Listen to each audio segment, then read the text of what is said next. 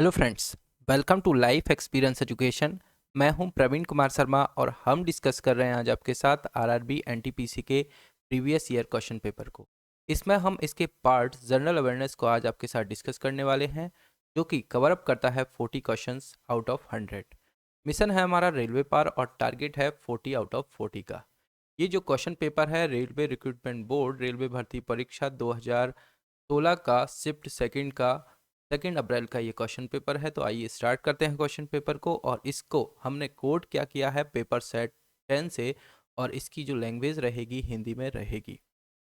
आइए स्टार्ट करते हैं क्वेश्चन नंबर फर्स्ट के साथ। एशिया का सबसे पुराना तेल उत्पादक क्षेत्र कहाँ पर स्थित है? तो तेल उत्पादक क्षेत्र कहाँ पर स्थित है एशिया का? ये है असम में, यानी कि बी इसका हो जाएगा करेक्ट आंसर। असम से बारे में बात करें तो असम में है काजीरंगा नेशनल पार्क। इससे कई बार क्वेश्चन पूछा गया है। काजीरंगा नेशनल पार्क है असम में। और यहाँ ये किस चीज़ के लिए फेमस है? एक सींग वाले गेंडे के लिए असम जो काजीरंगा नेशनल पार्क है ये फेमस है। साथ ही में बात करें असम का कैपिटल क्या है? दिसपुर कैपिटल है। और यहाँ के जो सीएम है सर्बानंद सोनोवाल हैं। और इसके गवर्नर के बारे में बात करें तो कौन है? जगदीश मुखी। जगदीश मुखी हैं यहाँ पर गवर्नर। तो इतना कुछ असम से रिलेटेड भी आपको याद रखना है। बी है इसका correct answer. Question number second है, होमोसेपियंस के रूप में वर्गीकृत किए जाने वाले प्रारंभिक होमोनाइट डैश थे। तो प्रारंभिक होमोनाइट जो थे तो कौन थे आपको बताना है। ये थे क्रो मैग्नन, यानी कि बी इसका हो जाएगा करेक्ट आंसर। जो प्रारंभिक होमोनाइट थे वो थे क्रो मैग्नन। नेक्स्ट क्वेश्चन की तरफ बढ़ते हैं। निम्नलिखित कीटनाशकों में से किसका हानिकारक प्रभाव केरल में स्वास्थ्य मुद्दों को का प्रचार करते समय मीडिया की नज़र में आए? तो जो कीटनाशक थे जिसका कि प्रचार प्रभाव केरल में स्वास्थ्य मुद्दों को प्रचार करते समय मीडिया की नज़र आया था, उसको कहा गया है क्या? एंडोसल्फन, यानी कि ए इसका हो जाएगा करेक्ट आंसर। साथ ही में बात करें जो एंडोसल्फन है एक प्रतिबंधक कीटनाशक है, जिसका उपयोग पहले क्या किया जाता था? कृषि और जो मच्छरों को मारने के लिए, कृषि एंड बात करें मच्छरों को मारने के लिए इसका उपयोग किया जाता था। और किस दौरान? 1940 से 1960 के दौरान इसका उपयोग जो कीटनाशकों के रूप में किया जाता था। तो ए हो जाएगा इसका correct answer. Question number fourth है, निम्नलिखित में से कौन सा यौगिक गुर्दे की पथरी का निर्माण करने वाला सर्वाधिक सामान्य यौगिक है? तो जो पथरी होती है, लगभग जो कैल्शियम की मात्रा बढ़ जाती है शरीर में उसके कारण होता है पैदा। तो इसीलिए आप इसको रिकॉग्नाइज कर सकते हैं। जो कैल्शियम ऑक्सलेट होगा इसके कारण जो गुर्दे में पथरी का निर्माण होता है। तो ए इसका हो जाएगा करेक्ट आंसर। इसीलिए आप इसको बता सकते हैं, ए हो जाएगा करेक्ट। नेक्स्ट क्वेश्चन की तरफ बढ़ते हैं। एक मानव जीव में औसतन कितनी स्वाद कलिकाएं मौजूद होती हैं? तो औसतन लगभग 8000 टू 10000, यानी कि ए ऑप्शन हो जाएगा, जिसमें कि 2000 से 8000 तक दिया गया है। तो ए हो जाएगा इसका करेक्ट आंसर। अब मानव के जीव के बारे में बात करें तो यहाँ पर जो स्टार्टिंग में ये होता है, यहाँ से आप पता लगा सकते हैं मीठे के स्वाद का, यहाँ से खट्टे के स्वाद का पता लगता है, और जो पीछे होता है यहाँ पर जो कड़वापन का स्वाद यहाँ से पता चलता था मानव जीव के बारे में हम देखें तो। ये हो जाएगा करेक्ट। नेक्स्ट क्वेश्चन है, सफ़ेद रेगिस्तान भारत के निम्नलिखित राज्यों में से किसमें स्थित है? तो जो सफ़ेद रेगिस्तान है ये है गुजरात में। तो ए इसका हो जाएगा करेक्ट आंसर। और गुजरात में भी कहाँ पर मिलता है ये सफ़ेद रेगिस्तान? तो ये मिलता है जो ग्रेट रण ऑफ कच्छ है।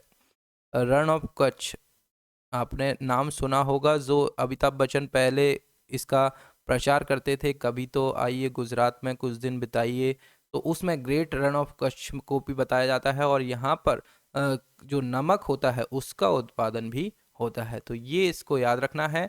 और साथ ही में बात करें तो गुजरात की कैपिटल क्या है? गांधीनगर। गांधीनगर है कैपिटल। और विजय रूपाणी जी हैं यहाँ के सीएम। तो इतना कुछ गुजरात से याद रखिए। नेक्स्ट क्वेश्चन की तरफ बढ़ते हैं। एक नवजात शिशु के शरीर में कितनी हड्डियां होती हैं? तो नवजात जो शिशु होते हैं उनके शरीर में होती हैं 350 के लगभग हड्डियां, यानी कि एक ऑप्शन के साथ करेक्ट होगा ये। वहीं बात करें एडल्ट की, तो एडल्ट में होती हैं लगभग 206 हड्डियां। तो ये भी आपको याद रखना है, ए है करेक्ट। नेक्स्ट क्वेश्चन है निम्नलिखित में से कौन सा एक वर्ड प्रोसेसर का उदाहरण नहीं है? तो ऑप्शंस हैं IBM Lotus Symphony, Microsoft Word, Google Docs, Microsoft Excel. इनमें से आपको चुनना है। तो माइक्रोसॉफ्ट एक्सेल जो है ये वर्ड प्रोसेसर का एग्जाम्पल नहीं है, तो डी हो जाएगा करेक्ट आंसर। माइक्रोसॉफ्ट एक्सेल या फिर इसको कहा जाए MS एक्सेल, इसका कार्य ज़्यादातर जो लेखा संबंधी कार्य होते हैं उनको आसानी से करने में किया जाता है। तो डी है करेक्ट। नेक्स्ट क्वेश्चन की तरफ बढ़ते हैं। किंग जॉर्ज पंचम तथा क्वीन मैरी की यात्रा की याद में सन 1911 में भारत का कौन सा लोकप्रिय पर्यटन स्थल बनाया गया था? तो क्या बनाया गया था? Gateway of India. तो बी हो जाएगा इसका करेक्ट आंसर। और ये कहाँ पर स्थित है? ये है मुंबई में, मुंबई में स्थित है। और इसको इसकी याद में किंग जॉर्ज पंचम और क्वीन मैरी की यात्रा के दौरान 1911 में इसको तैयार किया गया था। 1911 में इसको तैयार किया गया था जब ये भारत आए थे। तो बी हो जाएगा करेक्ट। क्वेश्चन नंबर 10 है मुगल साम्राज्य की स्थापना किसके द्वारा की गई थी? तो मुगल साम्राज्य की स्थापना की गई थी बाबर के द्वारा। बाबर के बेटे थे हुमायूं और हुमायूं के बेटे अकबर थे, तो ऐसे आपको याद रखना है। तो इसकी स्थापना जो की गई थी बाबर के द्वारा की गई थी। तो ए इसका हो जाएगा करेक्ट आंसर। और ये किस वर्ष आए थे? ये लगभग आए थे 1526 ईस्वी। और 1526 ईस्वी किसके लिए फेमस है? First battle of Panipat, Panipat का प्रथम युद्ध, पानीपत का प्रथम युद्ध, फर्स्ट बैटल ऑफ पानीपत के लिए फेमस है। 1526 किस किस के बीच हुई थी? बाबर और किसके बीच? इब्राहिम लोदी के बीच ये हुआ था फर्स्ट बैटल ऑफ पानीपत। किसके बीच? इब्राहिम लोदी के बीच। इब्राहिम लोदी वर्सेस बाबर के बीच ये हुआ था। और इसमें बाबर को जीत हासिल हुई थी और इसके बाद 1526 ये स्टार्ट होता है। ए है करेक्ट। क्वेश्चन नंबर 11 है हेलिगोस्ट्रेस हेलिगोस्ट्रिज्म को सपोर्ट करने के कारण किस खगोल शास्त्री को उसके घर में नजरबंद किया गया था? तो किसको? गैलीलियो गैलीलियो को बंद किया गया था हेलिगोस्ट्रिज्म को सपोर्ट करने के कारण। तो बी इसका हो जाएगा करेक्ट आंसर। क्वेश्चन नंबर 12 है 1981 में इसरो द्वारा प्रक्षेपित भारत के पहले जियो स्टेशनरी उपग्रह का नाम क्या था? तो इसका नाम था एप्पल। तो बी इसका हो जाएगा करेक्ट आंसर। जो भारत का पहला जियो स्टेशनरी उपग्रह था एप्पल था। और इसको किसके द्वारा? इसरो के द्वारा Indian Space Research Organisation, important शाखा है ये। इसके बारे में कईयों बार हम डिस्कस कर चुके हैं। इसका जो हेड क्वार्टर है ये कहाँ पर है? बेंगलुरु में, बेंगलुरु में है इसका हेड क्वार्टर। और इसका फॉर्मेशन कब हुआ है? 1969 में, 1969 में फॉर्मेशन हुआ है। और इसके जो डायरेक्टर हैं वो कौन है? के शिवान है इसके डायरेक्टर। तो बी इसका हो जाएगा करेक्ट आंसर। नेक्स्ट है भारतीय संविधान के अनुच्छेद 21A में निम्नलिखित में से किस अधिनियम का उल्लेख किया गया है? तो जो शिक्षा का अधिकार है इसको 21A में बताया गया है। तो ए इसका हो जाएगा करेक्ट आंसर। 21A में क्या कहा गया है? राइट टू एजुकेशन, शिक्षा का अधिकार। और इसमें कहा गया है जो 6 से 14 साल के जो बच्चे हैं उनको अनिवार्य शिक्षा तय की गई है। बालकों के लिए निःशुल्क और अनिवार्य शिक्षा देने की विधि बनाई गई है। इसको इसमें जोड़ा गया है आर्टिकल 21A में। तो ए है करेक्ट आंसर। नेक्स्ट क्वेश्चन है किस भारतीय ने 2014 में शांति के लिए नोबेल पुरस्कार जीता था? तो किसको मिला था 2014 में? कैलाश सत्यार्थी को। ये हैं इंडिया के। और वहीं इनके साथ कंबाइन रूप से ये मिला था, ये है पाकिस्तान की। कौन है? मलाला यूसुफजई। तो इन दोनों को कंबाइन रूप से ये नोबेल शांति पुरस्कार दिया गया था 2014 में, कैलाश सत्यार्थी और मलाला यूसुफजई को। तो ए हो जाएगा करेक्ट आंसर। क्वेश्चन नंबर 15 है निम्नलिखित में से कौन सा असत्य है? ध्वनि तरंगे डैश तरंगे हैं। तो ध्वनि तरंगे एक टाइप की विद्युत चुम्बकीय इलेक्ट्रोमैग्नेटिक तरंगे हैं, तो सी इसका हो जाएगा करेक्ट आंसर। अब इसमें बात हुई है असत्य कथन को पहचानना, यानी कि जो ध्वनि तरंगे हैं ये होंगी क्या, अनुदैर्ध्य यानी कि लॉन्गिट्यूडनल ध्वनि तरंगे, अनुदैर्ध्य यांत्रिक तरंगे।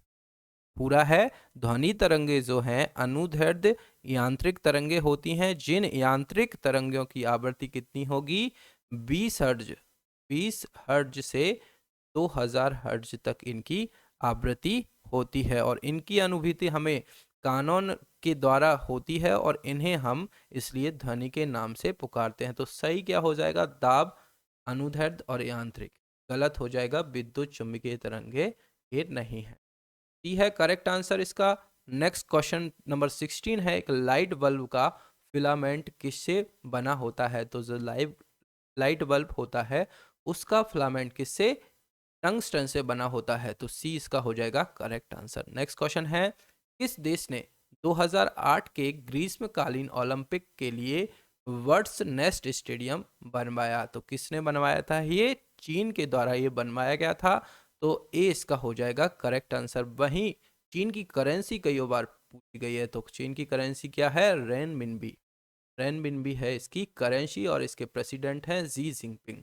तो ए है करेक्ट आंसर। क्वेश्चन नंबर 18 है, वह एकमात्र अधातु कौन सी है जो कमरे के तापमान पर द्रव में बदल जाती है, तो अधातु आपको बताना है, तो अधातु है ब्रोमीन, तो बी इसका हो जाएगा करेक्ट आंसर। और यदि बोला जाए कि धातु कौन सी है जो रूम टेम्परेचर पर, कमरे के तापमान पर लिक्विड फॉर्म में, द्रव अवस्था में पाई जाती है, तो वो है मर्क्यूरी। मर्क्यूरी है वो धातु, यानी कि इसको प्रेजेंटेशन इसका क्या है, एच जी, मरकरी, तो बी है करेक्ट। क्वेश्चन नंबर 19 है, प्लेग उन्मूलन की याद में मोहम्मद कुली कुतुब शाह द्वारा निर्मित स्मारक निम्नलिखित में से कौन सा मीनार है, तो कौन सा है ये, चार मीनार, चार मीनार को बनवाया गया था, तो बी इसका हो जाएगा करेक्ट आंसर। तो उस टाइम पर जो प्लेग फैला था, प्लेग एक महामारी था जो कि 1591 1591 में फैला था, और जो सुल्तान मोहम्मद कुली कुतुब शाह थे, ये कुतुब शाही वंश के 5वें शासक थे। इन्होंने 1591 में चार मीनार का निर्माण कराया था, और ये जो किया था, जो गोलकुंडा से नवनिर्मित हैदराबाद में अपनी राजधानी को स्थानांतरण करने के बाद किया था, और यह प्रसिद्ध संरचना उन्मूलन मनाइंस शहर के एक प्लेग महामारी के कारण इन्होंने कराया था, तो बी हो जाएगा करेक्ट। नेक्स्ट है, निम्नलिखित जीवों में से कौन सा जीव मुकुलन यानी कि बर्डिंग द्वारा प्रजनन नहीं करता है, तो कौन सा है वो, ये है एनेलिडो, एनेलिडो जो कि जीव है जो कि बर्डिंग यानी मुकुलन द्वारा प्रजनन नहीं करता है। और जो एनिलिडा नाम इनका जो पड़ा है वो किस तरीके से पड़ा है, इस जंतुओं का शरीर जो रहता है वो खंडित, लंबा एवं कृमि के आकार का होता है। किसके आकार का, कृमि के आकार का होता है। प्रत्येक खंड को रिंग कहा जाता है, जैसा इसके रिंग जैसा होने के कारण इनको एनिलिडा नाम से जाना जाता है। डी है करेक्ट। नेक्स्ट क्वेश्चन है, किस नेता ने ऑर्थोडॉक्स क्रिश्चियनिटी को रूस के आधिकारिक धर्म के रूप में अपनाए, तो किसने अपनाया है, व्लादिमीर द ग्रेट ने, तो ए इसका हो जाएगा करेक्ट आंसर। और वहीं बात करें रूस रशिया के बारे में, तो इसका कैपिटल है मॉस्को, रशिया का, और इसकी जो करेंसी है ये भी पूछी जाती है, तो रशियन रूबल, रशियन रूबल इसकी है करेंसी। तो इतना आपको रशिया से भी याद रखना है। नेक्स्ट क्वेश्चन की तरफ बढ़ते हैं। T12S22O11 डैश के रूप में भी जाना जाता है, तो ये चीनी के रूप में जाना जाता है, बी इसका हो जाएगा करेक्ट आंसर। इसको जाना जाता है टेबल शुगर के नाम से, टेबल शुगर के नाम से भी जाना जाता है। नेक्स्ट क्वेश्चन है, शतरंज की कौन सी गोटी सीधे चलती है किंतु तिरछी मार्च करती है, कौन सी गोटी है, घोड़ा, हाथी, विषभ, प्यादा, प्यादा है, प्यादा है जो सीधा चलता है। जो शतरंज में आप देखा होगा, प्यादा जो होता है सीधा चलता है, और ये टेढ़ी मार यानी कि क्रॉस में ये मारता है प्यादा, तो डी हो जाएगा करेक्ट आंसर। क्वेश्चन नंबर 24 है, जब कंप्यूटर स्विच ऑन किया जाता है तथा ऑपरेटिंग सिस्टम हार्ड डिस्क में से मेन मेमोरी में लोड होता है तो उस प्रक्रिया को क्या कहा जाता है? तो उसको कहा जाता है बूटिंग। आपने देखा होगा कई बार लिखा भी आता है बूटिंग इन अ प्रोसेस, तो ए इसका हो जाएगा करेक्ट आंसर। नेक्स्ट क्वेश्चन है, $20 मिलियन खर्च करके ऑर्बिट में 8 दिन गुजारने वाला पहला अंतरिक्ष यात्री निम्नलिखित में से कौन था? तो ये कौन थे? टीटो डेनिस, डेनिस टीटो या टीटो डेनिस, ये था सी इसका करेक्ट आंसर। नेक्स्ट क्वेश्चन है, निम्नलिखित में से भिन्न को चुने। एल्यूमिनियम, लोहा, तांबा, पीतल, यानी कि तो एल्यूमिनियम, आयरन और कॉपर ये तीनों हैं, ये एलिमेंट्स हैं, ये सिंगल एलिमेंट्स हैं। और जो ब्रास है, पीतल है, ये एक अयस्क है। तो डी इसका हो जाएगा करेक्ट आंसर। जो ब्रास है, पीतल है, ये अलाव है, अयस्क है। किस किस चीज का अयस्क है? ये कॉपर एंड जिंक का, कॉपर एंड जिंक का ये अयस्क है। तो डी है करेक्ट। नेक्स्ट क्वेश्चन है, भारतीय अंतरिक्ष कार्यक्रम के जनक डैश हैं? तो भारतीय अंतरिक्ष कार्यक्रम के जनक के रूप में जाने जाते हैं डॉक्टर विक्रम ए साराभाई। तो बी इसका हो जाएगा करेक्ट आंसर। और हमने जो बात की थी इसरो के बारे में, इसरो के बारे में जो अभी बात की थी, इंडियन स्पेस रिसर्च ऑर्गेनाइजेशन, जिसका फॉर्मेशन 1969 में हुआ था, इसके जो फाउंडर थे ये विक्रम साराभाई ही थे। तो बी हो जाएगा करेक्ट आंसर। नेक्स्ट क्वेश्चन है, भारत के राष्ट्रगान के रचयिता कौन है? तो बंकिम चंद्र चटर्जी हैं भारत के राष्ट्रगान के रचयिता। तो बी है करेक्ट आंसर। तो ये क्वेश्चन जो था, जो भारत के राष्ट्रीय गान के रचयिता पूछा गया है, इसमें ट्रांसलेशन इसमें गलत हुआ है, क्योंकि हिंदी और इंग्लिश दोनों ही देखें तो इसमें राष्ट्रीय गीत ना पूछकर राष्ट्रीय गान ना पूछकर राष्ट्रीय गीत पूछा गया था। तो राष्ट्रीय गीत के रचयिता हैं बंकिम चंद्र चटर्जी। यदि पूछा जाए राष्ट्रीय गान के रचयिता, तो राष्ट्र जो गान के रचयिता हैं वो कौन है? राष्ट्रगान के रचयिता हैं रविन्द्रनाथ टैगोर जी। और जो 1913 में साहित्य के नोबेल पुरस्कार से सम्मानित किया गया था, किसको? रविंद्रनाथ टैगोर जी को। और किसके लिए? गीतांजलि, गीतांजलि के लिए इनको साहित्य का नोबेल पुरस्कार दिया गया था 1913 में। ठीक है, इतना आपको याद रखना है। राष्ट्रीय गीत और राष्ट्रगान में कंफ्यूज नहीं होना है। राष्ट्रीय गान के लिए मिला था, रविन्द्रनाथ टैगोर ने रचयिता किए थे, और जो राष्ट्रीय गीत है बंकिम चंद्र चटर्जी। तो बी हो जाएगा करेक्ट। नेक्स्ट क्वेश्चन है, यूनिक्स ऑपरेटिंग सिस्टम किसका ट्रेडमार्क है? तो जो यूनिक्स एक ऑपरेटिंग सिस्टम है, और ये किसका है?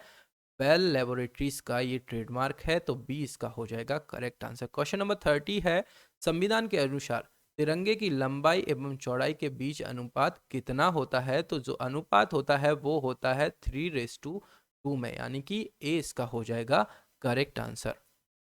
बात करें जो राष्ट्रीय ध्वज है, इसको किसने डिजाइन किया था? पिंगली वेंकैया ने। किसने डिजाइन किया था? पिंगली वेंकैया जी ने। और इसकी जो डिज़ाइन है, इसको कब अपनाया गया था? 22 जुलाई 1947 को अपनाया गया था। और इसको जो 3 पट्टियों को बराबर भागों में बांटा गया था। सबसे ऊपर की पट्टी केसरिया, जो मध्य की पट्टी होगी श्वेत पट्टी होगी, और लास्ट में नीचे जो है हरे रंग की पट्टी। और किसको दर्शाती हैं ये? केसरिया रंग की पट्टी जो देश की ताकत और साहस को दर्शाती है। बीच में जो है श्वेत पट्टी, जो कि धर्म चक्र के साथ शांति और सत्य का संकेत है। और जो हरे रंग की पट्टी है वो शुभ, विकास और उर्वरकता को दर्शाती है। तो ये आपको याद रखना है। नेक्स्ट क्वेश्चन की तरफ बढ़ते हैं।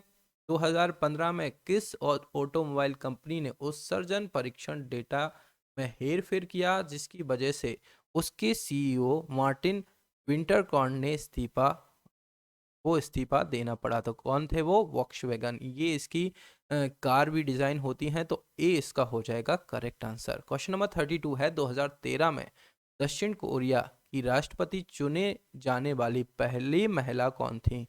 तो कौन थी दक्षिण कोरिया की पहली महिला राष्ट्रपति? तो ये थी पार्क यून है, यानी कि सी है इसका करेक्ट आंसर।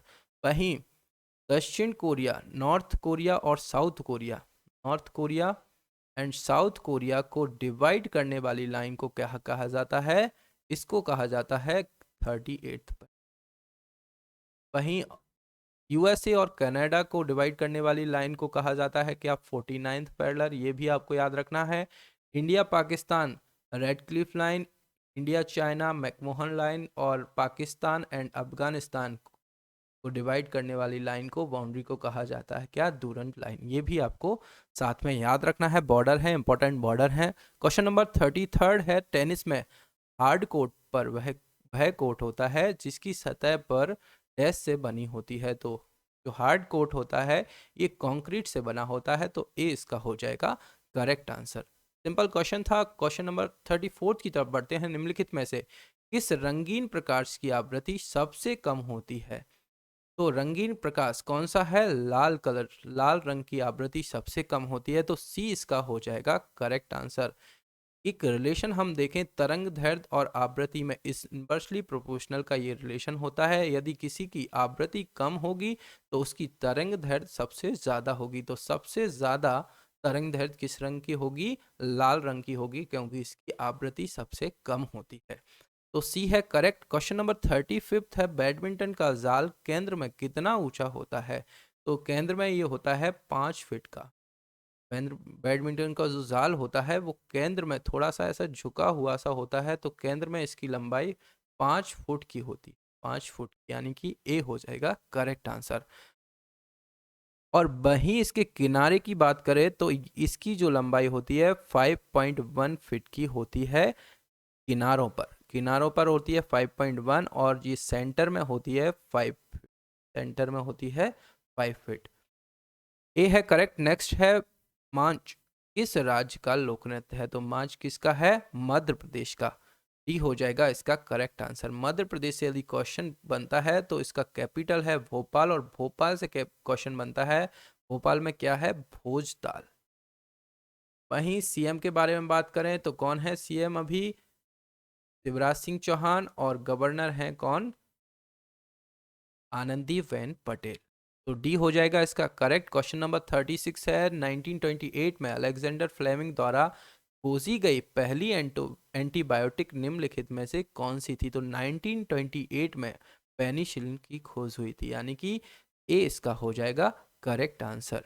नेक्स्ट क्वेश्चन है, सन 1902 में पहली बार बड़े पैमाने पर विद्युतीय एयर कंडीशनिंग का आविष्कार और इसका प्रयोग किसके द्वारा किया गया था? तो ये किसके द्वारा किया गया था? कैरियर विलिस के द्वारा, यानी कि विलिस कैरियर।